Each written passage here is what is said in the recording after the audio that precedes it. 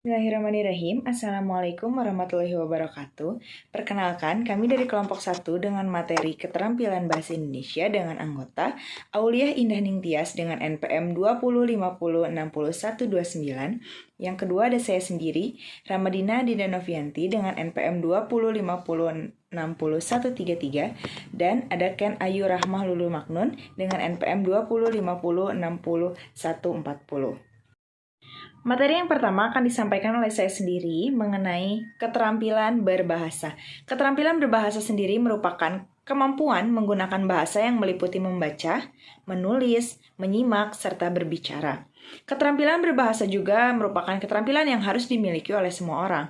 Apabila seseorang menyampaikan pola pikir atau gagasannya dalam bentuk lisan maupun bentuk tulisan, bisa dikatakan bahwa orang tersebut memiliki keterampilan atau kemampuan dalam berbahasa. Selanjutnya ada macam-macam keterampilan berbahasa. Yang pertama ada keterampilan menyimak.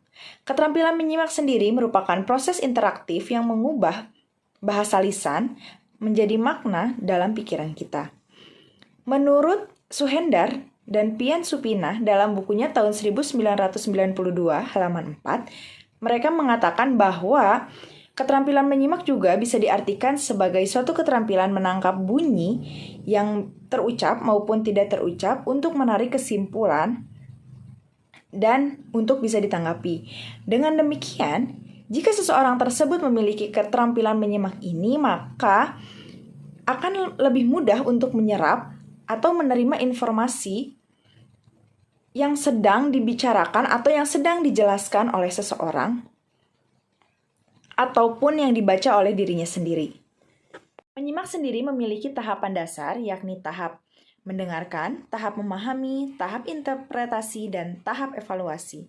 Keterampilan menyimak pun ada metode yang dapat digunakan, seperti metode simak ulang ucap, metode simak terka, metode simak tulis, metode simak bisik, metode menjawab pertanyaan, metode identifikasi, metode parafrase, serta metode merangkum.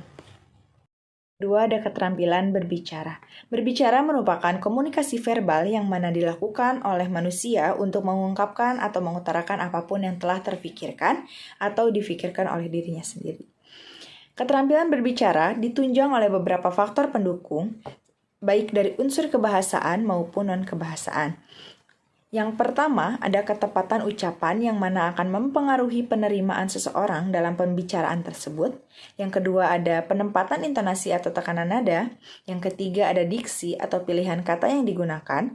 Yang keempat, ada sasaran pembicaraan atau sasaran pembicaraan harus tepat. Yang kelima, ada ketepatan kalimat. Yang keenam, ada sikap pembicara. Yang ketujuh, ada pandangan pembicara. Yang kedelapan, ada mimik atau ekspresi pembicara, dan masih banyak lagi. Dalam berbicara sendiri, ada 6 hal yang harus diperhatikan karena keterampilan berbicara ini merupakan keterampilan yang kompleks. 6 hal yang harus diperhatikan itu yakni lafal, tata bahasa, struktur kebahasaan yang sesuai dengan ragam atau kaidah kebahasaan, kosakata, kefasihan, isi pembicaraan, serta pemahaman.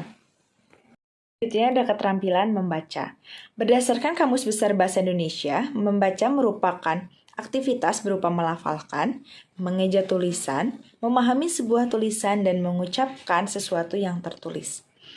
Namun, menurut Hazen, tahun 1960 halaman 43-44 dalam bukunya mengatakan bahwa membaca merupakan suatu proses yang dilakukan serta digunakan oleh pembaca untuk memperoleh pesan yang hendak disampaikan oleh penulis melalui media kata atau bahasa tulis. Materi yang saya paparkan selanjutnya akan dipaparkan oleh Auliah Indah Ningtyas. Halo, perkenalkan nama saya Auliah Ningtyas dengan NPM 20506129. Di sini saya akan menjelaskan apa sih keterampilan menulis. Nah, 4. Keterampilan menulis. Keterampilan menulis adalah keterampilan berbahasa yang digunakan untuk berkomunikasi yang tidak langsung antar manusia. Nah, menulis juga merupakan komunikasi verbal dengan menggunakan medium berupa simbol. Lalu, menulis juga diartikan sebagai kegiatan untuk mengungkapkan gagasan yang dilakukan secara tertulis. Jenis-jenis membaca. 1. Membaca nyaring. Apa sih ini maksud dengan membaca nyaring? Nah, membaca nyaring adalah suatu aktivitas atau kegiatan yang merupakan alat bagi murid, guru, ataupun pembaca bersama-sama dengan orang lain atau pendengar untuk menangkap serta memahami informasi, pikiran, dan perasaan seorang pengarang. 2. Membaca dalam hati. Nah, membaca dalam hati adalah merupakan jenis membaca tanpa suara, tanpa gerakan bibir, atau memahami isi dari bacaan dengan caranya sendiri. Membaca dalam hati ini, pembaca menggunakan ingatan visual yang melibatkan keaktifan ingatan dan mata. Membaca dalam hati dibagi menjadi 2, yaitu membaca ekstensif dan membaca intensif. Nah, 1. Membaca ekstensif. Apa sih tujuan membaca ekstensif? Nah, tujuan membaca ekstensif yaitu untuk memahami isi penting dengan cepat sehingga membaca secara efisien dapat dilaksanakan. Nah, kedua, membaca intensif. Nah, tujuan membaca intensif itu apa sih? Nah, tujuannya yaitu untuk menerapkan bacaan agar lebih teliti dalam dipahami dan penanganannya lebih terperinci. Faktor-faktor dalam membaca dibagi menjadi 4 faktor, yaitu 1.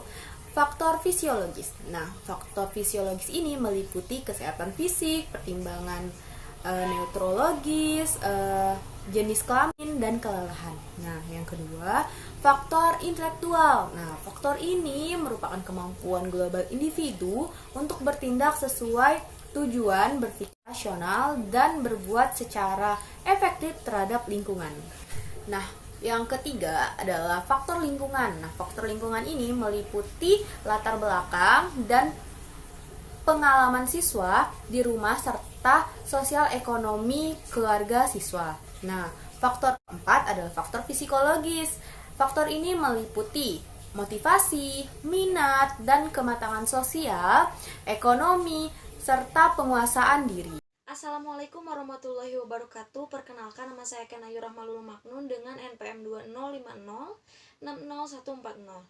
Di sini saya akan membahas tentang cara melatih keterampilan berbicara. Yang pertama yaitu membiasakan diri sendiri untuk berkomunikasi.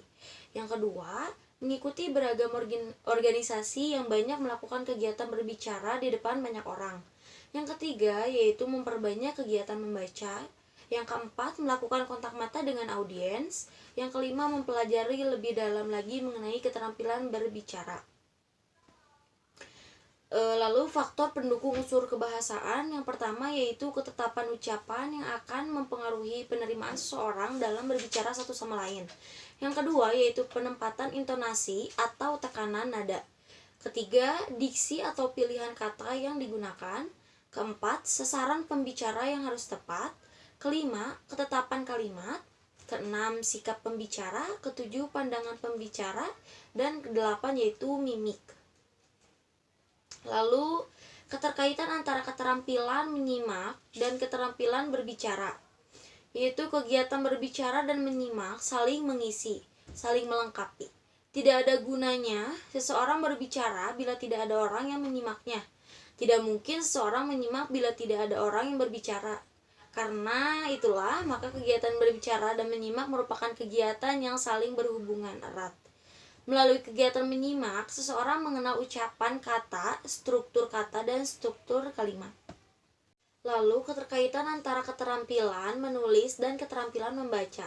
Keterampilan menulis dan keterampilan membaca saling memiliki keterkaitan yang sangat erat. Menurut Tarigan 2008 halaman 4-5, keterkaitan antara keterampilan menulis dan keterampilan membaca itu pada prinsipnya apabila tidak menuliskan sesuatu dapat dibaca atau dipahami oleh seseorang. Maka skema hubungan antara maksud penulis dengan respon pembaca seperti berikut. Maksud penulis yaitu memberitahu atau mengajar, lalu meyakinkan atau mendesak, lalu menghibur atau menyenangkan, dan yang terakhir mengutarakan atau mengekspresikan perasaan. Dan yang respon pembaca yaitu yang pertama mengerti atau memahami, yang kedua percaya atau menentang, Yang ketiga, kesenangan estetis. Dan yang terakhir yaitu tingkah laku pembaca ditentukan atau dikendalikan oleh emosi. Sekian dari saya. Wassalamualaikum warahmatullahi wabarakatuh.